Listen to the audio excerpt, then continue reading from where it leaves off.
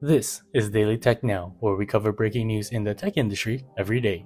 In today's news, the US Department of Energy has announced a conditional loan of $9.2 billion to Ford for the construction of 3 large electric vehicle battery factories.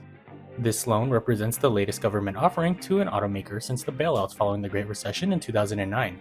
The loan comes from the DOE's Advanced Technology Vehicle Manufacturing Program, which previously supported Tesla and a joint venture in General Motors and LG Energy Solutions. This loan is part of the Biden administration's broader efforts to boost EV manufacturing and catch up with China, which dominates global battery production.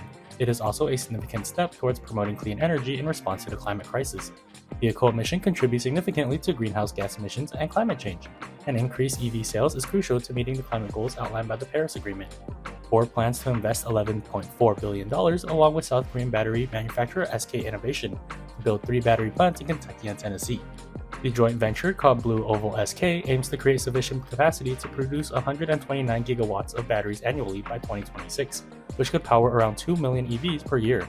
Ford has expressed its appreciation for the loan, highlighting the benefits it would bring, including making EVs more accessible to customers, creating job opportunities, and supporting American manufacturing.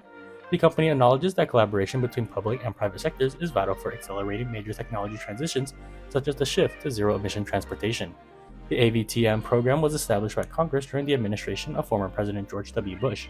It allocated $25 billion to provide low-cost debt capital for fuel-efficient vehicles and component manufacturing in the United States.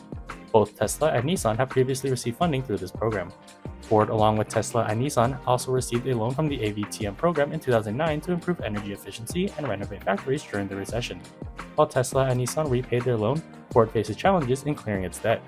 However, as of this year, the loan has been fully repaid, although the compact cars produced in the initial loans have been since discontinued. This has been your Daily Tech News, and please subscribe and come back tomorrow for more.